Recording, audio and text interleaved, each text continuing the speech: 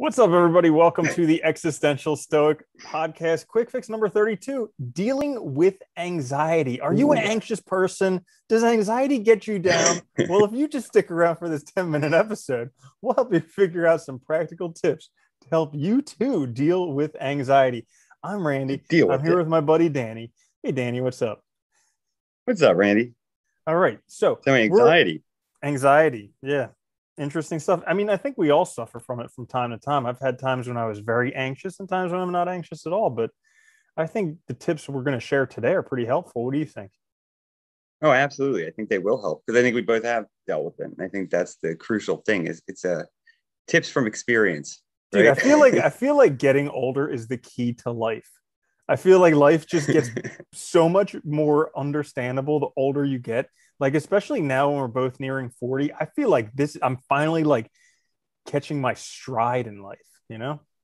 It's good stuff. Yeah, it's funny. It's like, it doesn't necessarily get easier, but it gets more understandable and makes sense. And that's a good thing. Yeah. It definitely is.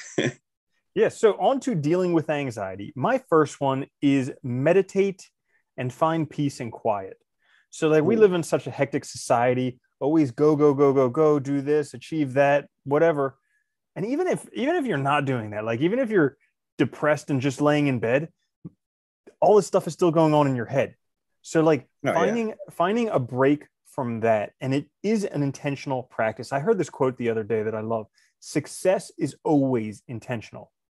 Like nobody's an accidental success. It just doesn't happen. Success is always intentional. And so, combating anxiety, dealing with anxiety, meditation is that intentional step you can get towards dealing with anxiety because it allows everything to kind of calm down. Like I love the illustration they always give with a cloudy glass of like mud water. You just let it settle and all of a sudden you have clear water.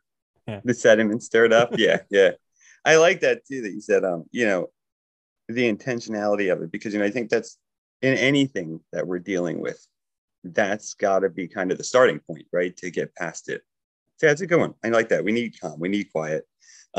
So my first one is, identifying the sources. So doing this like through journaling and stuff is a good way. And then you can kind of start planning how to take care of these things. Because I think for a lot of people now, their anxiety is tied to like real stressors.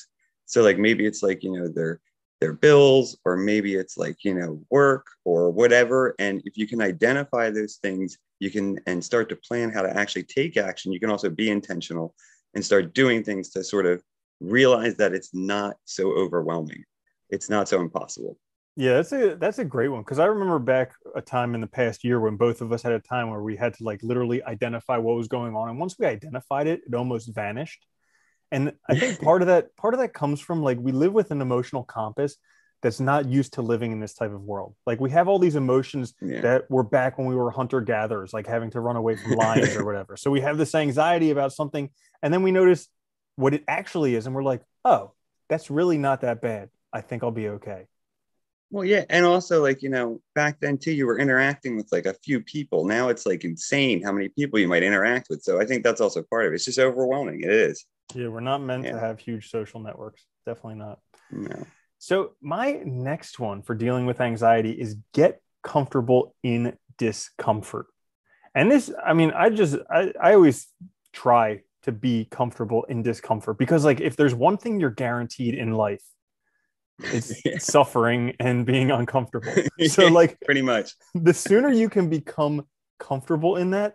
And like, I'm not saying comfortable where it's like the same type of comfort as when you're sitting at home on the couch watching Netflix or whatever, not that type of comfort, but just being able to be in that situation and be like, oh, I recognize this. This is discomfort. I know I can make it through this. All right. I'm just going to bear witness to it. Yeah, I think that's the point, right? It's just like letting it be, but not letting it totally derail you, right? Or letting that dictate your whole day, where you just hyper focus on it. I like that one. It's a good one, and it's important. My next one is actually like talk to a friend. So I think giving it a voice is a really helpful way too. Just saying that you are anxious, identifying it. I think a lot of times we're so afraid of what other people will think. We don't want to mention these things. We keep it internal, and it just gets worse because then it just like snowballs and goes out of control, right? And then you're kind of just stuck in your own head rather than kind of getting it out in the world. And if you don't want to tell it to somebody, you can always just write it down, I think is also a good way to actually do it. Yeah.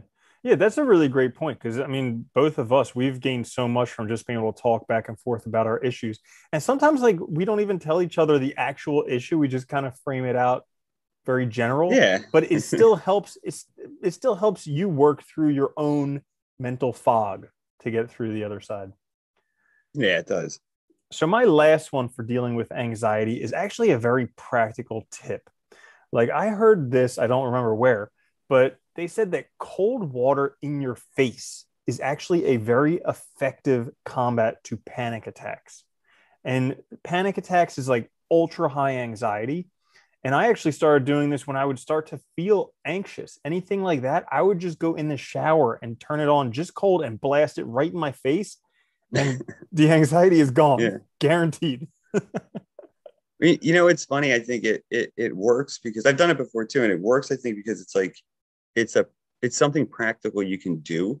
So when you feel out of control, it's a way to kind of take control, but it also, the freezing cold water also kind of like, it's a shock, you know, you're like, oh God, all right. And then it kind of gets your head out of that thinking, I think, for a little bit. So it does help a lot. It's a good one.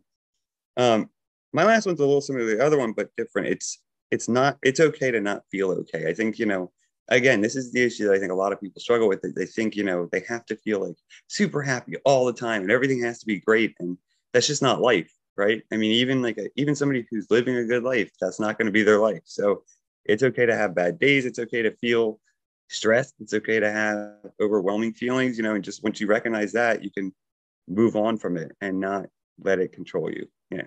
Yeah, that's a great point. Just seeing it as kind of a season and it'll pass.